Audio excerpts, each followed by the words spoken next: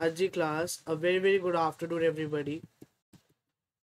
बेटा, आज जो हम कंसेप्ट करने जा रहे हैं सर, आपने बेसिक कंसेप्ट की वीडियोस डाल दी थी लास्ट टाइम पे। अब आपने ये डाल रहे हो aggregate demand and supply. Sir फिर आपका नेशनल इनकम का चैप्टर कहाँ गया, जो आप कह रहे थे कि नेशनल इनकम का चैप्टर भी हम करेंगे, रिवाइज करेंगे, बट कुछ करेंगे। तो मैंने सोचा है कि हम ना रिवाइज ना करके आप उसे उसी वीडियोस से देख लीजिए जो पहले अपलोडेड है। हम आगे का चैप्टर कर रहे हैं, ठीक है। तो aggregate demand and aggregate supply, इसका ये जो चैप्टर है हम ये स्टार्ट कर रहे हैं। सबसे पहले बात तो ये कि आप सोचे कि मैं यहाँ पे ये नोट्स शो कर रहा हूँ, तो एक वहम जो होता है बच्चों का कि सर नोट्स में से पढ़ा रहे हैं, अच्छा नहीं होएगा, सिर्फ नोट्स है, डीपली नहीं पढ़ा रहे। बेटा, जो मैं तुम्हें वीडियोस में पढ़ाता ना दूसरे सिस्टम के according, let me show you.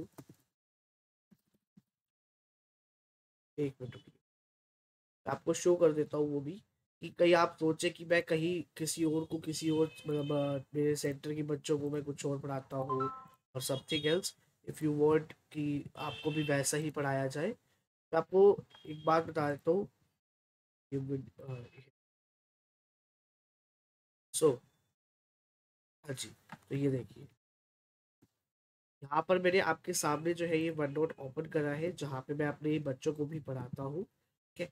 यहाँ पे देख सकते हैं एडी का जो ये है। बेटा एक बात बता दूं ना मैं आपको कि यहीं से जो है सारा कुछ नोट्स बनते हैं मेरे। अब यहाँ पे आप ये डेफिनेशन देख लीजिए, ये पूरी इतनी बड़ी यहाँ पे लिखी हुई है, ठीक है। आपको मैं समझाने को यहाँ से भी समझा सकता हूँ, राइट। तो क्या लिखा हुआ है यहाँ पे, sum total of expenditure which people plan to incur, ये सब कुछ लिखा हुआ है, लिखा हुआ है ना। अब यही बात देख लो, अगर आपको मैं दिखाऊं तो ये देखिए, it is a subtotal of expenditure which people plan to incur on the purchase of goods and services during an accounting year in the economy according to different levels of, बात वही है, बस इसको कंप्यूटराइज कर दिया थोड़ा सा, और थोड़ा बहुत इसमें हैंड रिटन भी है जो वन नोट के अंदर है, ठीक है। तो ये वह पहले दूर कर लो, कर लिया होगा आई होप सो, ठीक है। जो जो कंसेप्ट मेरे वन नोट के अंदर है वो मैं आपको बता रहा हूँ, क्योंकि कुछ कंसेप्ट जो है वो मैंने नहीं लिखे हैं because for making the purposes of notes, ठीक है ना। क्योंकि नोट्स बनाने के लिए ही मैं यहाँ पे वन नोट पे लिखता हूँ, ठीक है। यहाँ पर आपको मैं शो कर रहा हूँ नोट्स, ठीक है। आप यहाँ से भी देख लीजिए, यहीं से मैं आपको करा देता हूँ आज का कंसेप्ट, बाकी हम नोट्स पे से कर लेंगे। वहां पे भी मैं आपको शो कर दूँ कैसे वो क्या है, ठीक है। एडी का, बेटा एडी होता क्या है, सबसे पहली बात ये, 11th के अंदर आप पढ़ के आए थे एडी के बारे में, पढ़ के आए थे ना एडी के बारे में। क्या पढ़ा था एडी के बारे में, यही पढ़ा था कि जो एडी के बारे में 11th में नहीं पढ़ा था, आपने डिमांड के बारे में पढ़ा था। 11th के अंदर जो आपने डिमांड के बारे में पढ़ा था वो क्या था, उसको बताइए सर, सबसे पहले हमें वो जानना है सबसे पहले। भैया वही बता रहा हूँ, सुन लो मेरी बात। एडी पहले जो 11th के अंदर डिमांड था उसमें आपने पढ़ा था कि प्राइस और डिमांड के बीच में एक रिलेशन होता है जिसको हमने कहा था इनवर्स रिलेशन। अगर हमारा प्राइस बढ़ता है, अगर हमारा प्राइस बढ़ता है तो डिमांड जो है, जैसे मान लीजिए ये है पॉइंट, ठीक है। अगर हमारा प्राइस बढ़ रहा है तो डिमांड हमारी फॉल होगी, लेकिन अगर हमारा प्राइस फॉल हो रहा है तो डिमांड हमारी बढ़ेगी। ये कंसेप्ट मैंने आपको 11th के अंदर बताया। क्या बताया था, प्राइस बढ़ता है तो डिमांड गिरती है, और अगर प्राइस फॉल होता है तो डिमांड बढ़ती है। That means it is a reverse relation between price and demand. तो एडी के अंदर यहाँ पर पॉजिटिव रिलेशन होता है। सर डिमांड के अंदर नेगेटिव, एडी के अंदर पॉजिटिव, ऐसा क्यों? बिकॉज यहाँ पर कंसेप्ट अलग आ जाता है। वहां पर हमारा प्राइस और डिमांड के बीच में रिलेशन था, अब यहाँ पर हमारा एग्रीगेट डिमांड और इनकम के साथ रिलेशन है। तभी यहाँ पर डेफिनेशन में सबसे आखिरी लाइन लिखी हुई है, according to different levels of income. तो एडी है क्या, it is the sum total of expenditure which people plan to incur. मतलब ये सब कुछ मिलाकर जो भी खर्चे हमारे पीपल कर रहे हैं, जैसे मैंने खर्चा कर, आपको पढ़ाने के लिए मैंने एक लैपटॉप परचेज करा, आपको पढ़ाने के लिए मेरे को इसमें लिखना था, उसके लिए मैंने एक अलग से एक सिस्टम परचेज करा। तो उन दोनों को मिलाकर जो भी मेरा खर्चा हुआ, which people plan to incur on the purchase of goods and services, अब पूरे साल में जितना भी मेरा खर्चा हो रहा है according to different levels of income, वो हमारा एडी कहलाता है। जब हम इसका स्केड्यूल करेंगे तब आपको इजीली अंडरस्टैंड होगा, ठीक है। तो अभी डेफिनेशन के लिए मैंने आपको क्या बताया है, it is the subtotal of expenditure which people plan to incur or the purchase of goods and services during an accounting year in the economy according to different levels of income। ये clear हो गया। आगे आते हैं बेटा, इसको कुछ features बता रहा हूँ। फीचर्स क्या है? पहली बात तो यहाँ पर डिमांड देखी जाती है किस चीज की, सारे के सारे गुड्स एंड सर्विसेज की डिमांड देखी जाती है, किस चीज की, सारे के सारे गुड्स एंड सर्विसेज की इन द इकोनॉमी, ठीक है। हम यहाँ पर स्टडी कर सकते हैं, क्या स्टडी करते हैं, प्राइस और इनकम के, क्या करते हैं हम, स्टडी प्राइस और इनकम के रिगार्डिंग। लेकिन जो आपका मोस्ट इंपॉर्टेंट जो चीज है वो आपकी क्या है, इनकम। मतलब इस चैप्टर के अंदर आपके जो सिलेबस है उसके अंदर सिर्फ इनकम से रिलेटेड ही कंसेप्ट गिवन है और हमें वही करते हैं। ये बात क्लियर हो गई। आगे चलूं मैं, आगे आता है विश टू स्पेंड होता है। जैसे 11th के अंदर आपने पढ़ा था विलिंग टू स्पेंड, इसमें आप पढ़ रहे हैं विश टू स्पेंड, ठीक है। अब यहाँ पर आप साइड पे देखेंगे एडी स्केड्यूल। बेटा देखो यहाँ पर ना थोड़ी सी बड़ी स्क्रीन आप, अच्छा ओके, एक मिनट, मेरे को लग रहा था कि आपको छोटी दिख रही है, बट आपको भी प्रॉपरली विजिबल है, ठीक है ना। मेरे को लगा ऐसे कि नहीं है visible, let me adjust according to that, alright, here we go, okay. तो बेटा देखो एडी स्केड्यूल, एडी स्केड्यूल में क्या है, एडी स्केड्यूल होता है बेटा, it is the table which shows aggregate demand, क्या शो करती है ये, एग्रीगेट डिमांड corresponding to, क्या कहा मैंने, it shows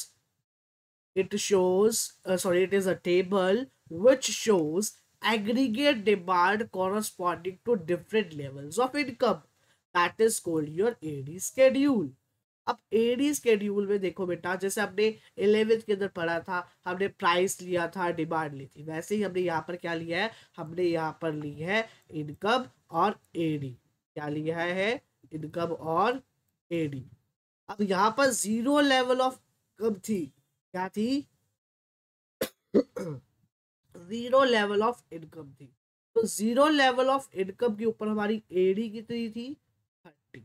सर ऐसे कैसे, जब हमने 11th में पढ़ा था यहाँ पे प्राइस जब हमारा जीरो होता था तो डिमांड होती नहीं थी, ऐसे तो डिमांड होनी चाहिए, प्राइस जीरो है तो।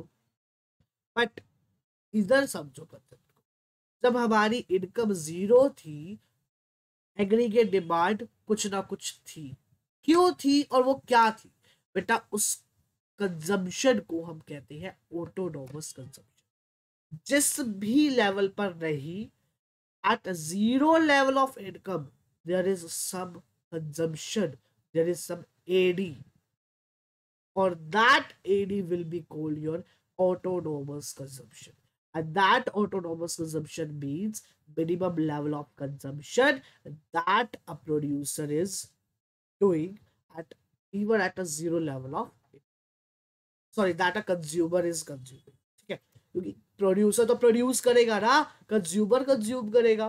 तो कंज्यूमर जो है वो कुछ ना कुछ, अब बैगर होता है, उसकी इनकम होती है कुछ 10 lakh per annum, 20 lakh per annum, कुछ होती है ऐसी, या मंथली भी कोई इनकम होती है, नहीं होती है, वो बैग करता है, भीख मांगता है, राइट।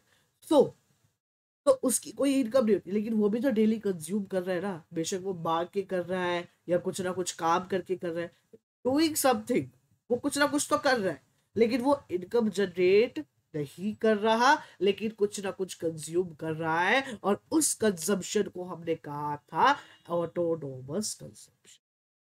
टॉपिक क्लियर हुआ।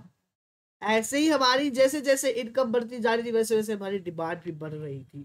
जब हमारी इनकम बढ़ी 0 से 20 आई तो 5 की डिमांड, 5 से एग्रीगेट डिमांड बढ़ गई।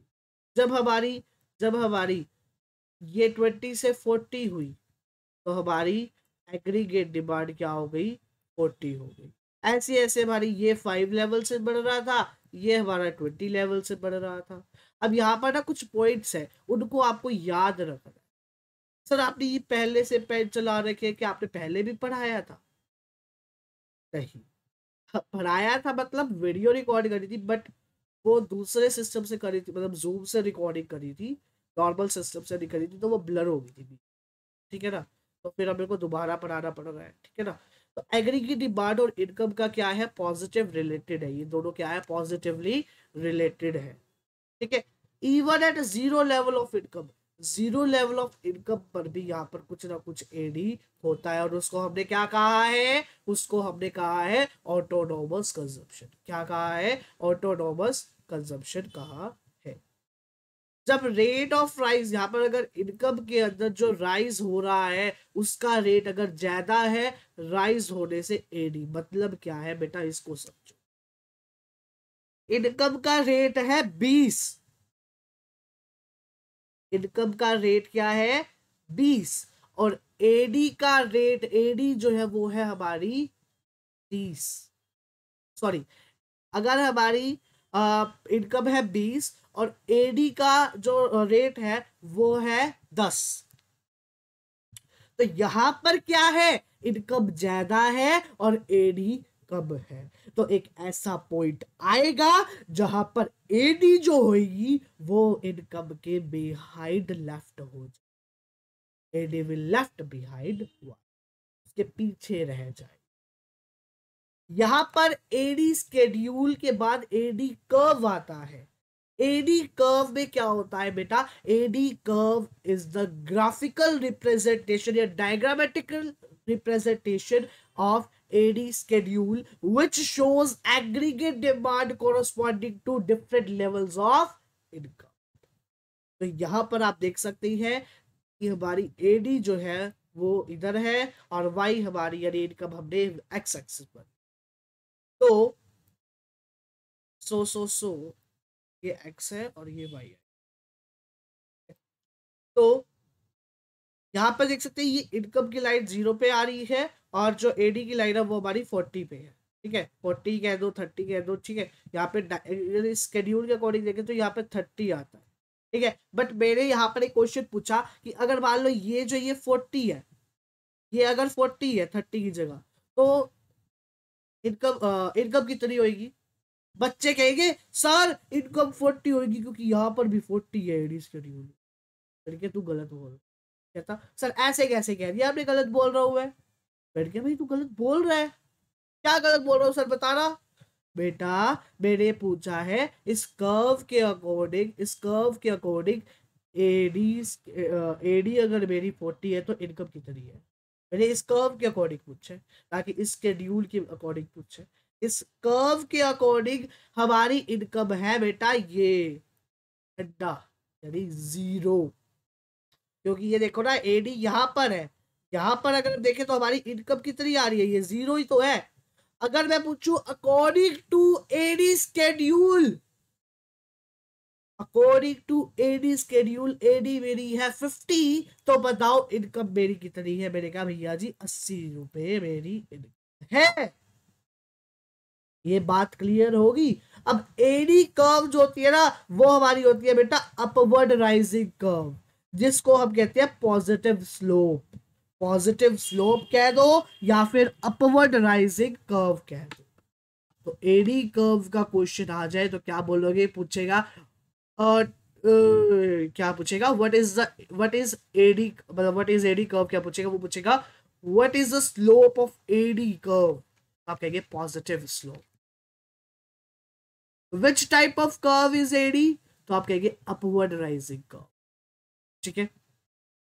आगे आते हैं कंपोनेंट्स, लेकिन कंपोनेंट पे जाने से पहले मैं तुम्हें आप सभी को क्या दिखाता हूं कि जो मैंने अभी आपको ये नोट्स दिखाए, ठीक है, नोट्स के अकॉर्डिंग भी देखते हैं।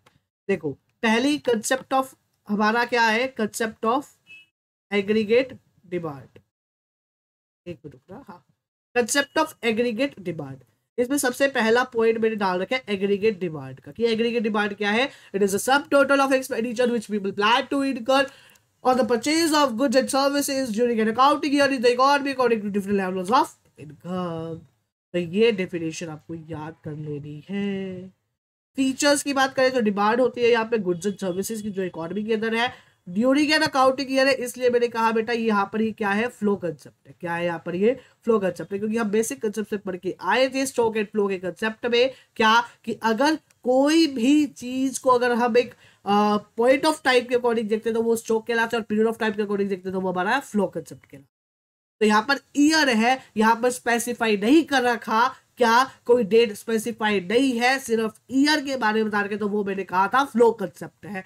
वहां पर ईयर हो, मंथ हो, आवर हो, वीक हो, डे हो, that will all your flow concept. लेकिन अगर वो मेंशन कर दे कि 31 दिसंबर को एक्सपेंडिचर था मेरा, तो वो स्टॉक कंसेप्ट के क्या कहलाएगा, वो स्टॉक कंसेप्ट कहलाएगा। क्लियर होगी? आगे चलते हैं। आगे आता है विश टू स्पेंड, तो मैंने आपको बता ही दिया था, और ये भी बता दिया था मेनली इनकम के बारे में हम स्टडी करते हैं। एग्रीगेट डिमांड शेड्यूल क्या होता है? Is a table which shows aggregate demand corresponding to different levels of income. अब बता दो, क्या ये डेफिनेशन उस वन नोट के अंदर थी, या जहां पे भी मैं आपको पढ़ा रहा हूं उस स्क्रीन के ऊपर थी? नहीं थी ना। यही फायदा होता है, वहां पर आपको कम मिल सकता है लेकिन यहां पर आपको ज्यादा मिलेगा। यहां पर डेफिनेटली आपको ज्यादा मिलेगा, डेफिनेटली ज्यादा मिलेगा। तो ये बात हमेशा मेरी याद रखना, ठीक है? आगे देखो, यहां पर वही टेबल है, ये टेबल वही है। फिर मैंने उसमें बताया था ऑटोनोमस कंजम्पशन क्या होता है साइड पे, minimum level of consumption even at zero level of income. Important points related to aggregate में बताया था एडी और वाई पॉजिटिव रिलेटेड है, जीरो लेवल ऑफ इनकम में भी कुछ एडी होएगा, फिर वही बात आ गई rate of rise and income वगैरह वगैरह वगैरह। फिर आया aggregate demand curve. It is graphical representation of aggregate demand schedule which shows aggregate demand corresponding to different levels of income. AD curve के बारे में अपवर्ड राइजिंग कर्व और positive slope होती है। ये वही वाला डायग्राम आ गया। अच्छा, जो ये इक्विलिब्रियम पॉइंट होता है, इसके नीचे जो होती है वो हमारी यहाँ पर माइनस सेविंग होती है, और यहाँ पर ऊपर पॉजिटिव सेविंग होती है। और यहाँ पे आप देख सकते हैं वाई हमारी नीचे थी, अब जब इक्विलिब्रियम पॉइंट से ऊपर गए तो वाई हमारी ऊपर होगी, और एडी हमारी पहले ऊपर थी, अब वो नीचे होगी। ठीक है ना? क्लियर होगी ये बात? चलो आगे। फिर अब आता है आपका पास कंपोनेंट्स ऑफ एग्रीगेट डिमांड। अब देख लो, ये वही डायग्राम है, वही चीज है, अभी आपको मैं दिखाऊंगा, ये सारा का सारा वहीं पे लिखा हुआ है। ये जो आपका कंसेप्ट है ना कंपोनेंट्स ऑफ एग्रीगेट डिमांड, ये सारा वहीं पे है। इसके बाद हमारा कंसेप्ट आता है एग्रीगेट सप्लाई का, जो हम नेक्स्ट क्लास के अंदर जो है स्टार्ट करें। ठीक है, आज के लिए बस हमारा इतना ही टॉपिक है कि हम क्या करें, कंपोनेंट्स करेंगे सिर्फ इस चीज के कंपोनेंट्स करने वाले हैं हम, कंपोनेंट्स ऑफ एडी। ठीक है, तो आइए लेट्स बिगिन। चलिए शुरू करते हैं। आपको स्क्रीन शो कर देता हूँ, ये लो। अब आता है आपके पास कंपोनेंट्स ऑफ एडी। हमारी इकोनॉमी में दो तरह की, हमारी एडी के अंदर हमारी वैसे तो इकोनॉमी दो तरह की, एक होती है ओपन इकोनॉमी, एक होती है क्लोज इकोनॉमी। क्लोज इकोनॉमी के अंदर हमारे पास तीन सेक्टर्स आते हैं, तीन सेक्टर्स। लेकिन क्लोज इकोनॉमी के अंदर, सॉरी ओपन इकोनॉमी के अंदर हमारे पास कितने सेक्टर्स आते हैं? चार सेक्टर्स। कितने सेक्टर्स आते हैं? चार सेक्टर्स। तो क्लोज इकोनॉमी में पहला आता है हाउस होल्ड सेक्टर, दूसरा हमारे पास क्या आता है? दूसरा हमारे पास आता है प्रोड्यूसिंग सेक्टर, और तीसरा आता है हमारे पास गवर्नमेंट सेक्टर। ठीक है, ये तीन सेक्टर्स जो है हमारी इकोनॉमी के अंदर आते हैं क्लोज इकोनॉमी। लेकिन ओपन इकोनॉमी में सबसे पहले आता है हमारे पास हाउस होल्ड, दूसरे नंबर पे आता है प्रोड्यूसर, तीसरे नंबर पे आता है गवर्नमेंट, और चौथे नंबर पे आता है हमारे पास रेस्ट ऑफ दी वर्ल्ड। आता है rest of the world.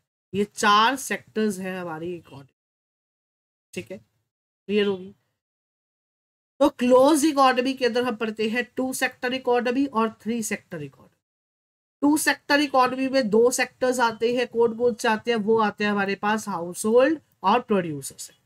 House hold और प्रोड्यूसर, जो हाउस होल्ड गुड्स के ऊपर खर्चा करते हैं उसको हमने कहा था कंजम्पशन एक्सपेंडिचर, जिसको हम डिनोट करते हैं सी से। और जो प्रोड्यूसर करता है खर्चा उसको हमने कहा था इन्वेस्टमेंट एक्सपेंडिचर, जिसको हमने डिनोट करा है आई से।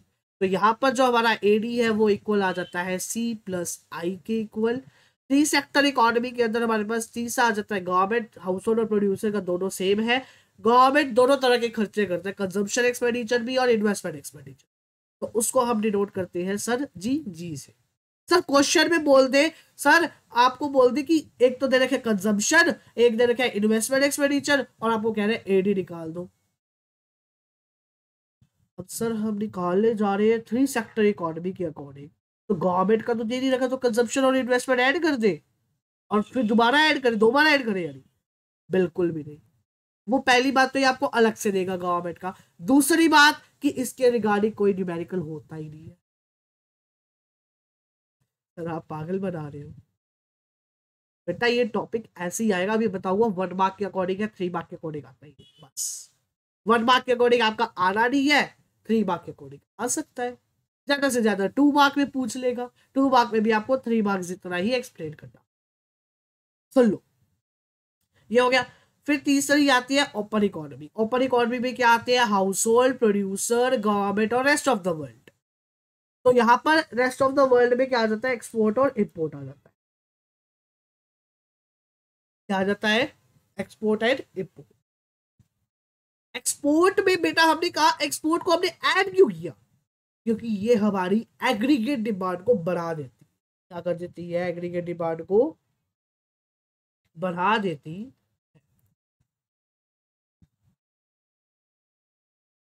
हमने कहा भैया जी इंपोर्ट को हमने माइनस क्यों किया? क्योंकि ये हमारी एग्रीगेट डिमांड को लोअर कर देती है, गिरा देती है। बात क्लियर होगी? तो इससे हमारा एडी क्या आ जाएगा? C plus I plus G plus X minus X stands for export, M stand for for import. ठीक है। अब सर आगे का कंसेप्ट दिखा रहा है इसके नीचे का, लो देख लो, कंजम्पशन फंक्शन है, जबकि हमने ये करना ही नहीं है अभी। ये कंजम्पशन फंक्शन करेंगे हम किसके बाद? एग्रीगेट सप्लाई के बाद। सर एग्रीगेट सप्लाई कहाँ से कराओगे? मैंने बोला था ना आपको कि बेटा उसमें कंसेप्ट कम है, वन नोट। आपके कंसेप्ट जो है वो सारे के सारे इधर। जब मैंने यहाँ पर आपको नोट्स ही शो कर दिए तो आपको फिर उसकी तो जरूरत ही नहीं पड़नी चाहिए वैसे तो। यहाँ पर सब कुछ क्या, चलिए छोड़िए। यहाँ पर देखिए, यहाँ पे हमने कहा कंपोनेंट्स की बात करी, वैसे तो ये सारा वही के वही है। ठीक है ना, ये सारा वही के वही है, देख लीजिए आप। वही है एक्सपोर्ट, हमने ऐड क्यों करा, हमने सब्ट्रैक्ट क्यों करा। आगे आता है कंसेप्ट ऑफ एग्रीगेट सप्लाई, जो कि हम करेंगे नेक्स्ट क्लास के अंदर डिस्कस। तब तक के लिए bye bye, thanks for watching this video. अगर आपको इस चैप्टर की नोट्स चाहिए प्लीज कमेंट डाउन करिए, मैं डिस्क्रिप्शन बॉक्स के अंदर आपको इसका लिंक प्रोवाइड कर दूंगा नेक्स्ट वीडियो की। Thanks for watching this video, bye bye everybody.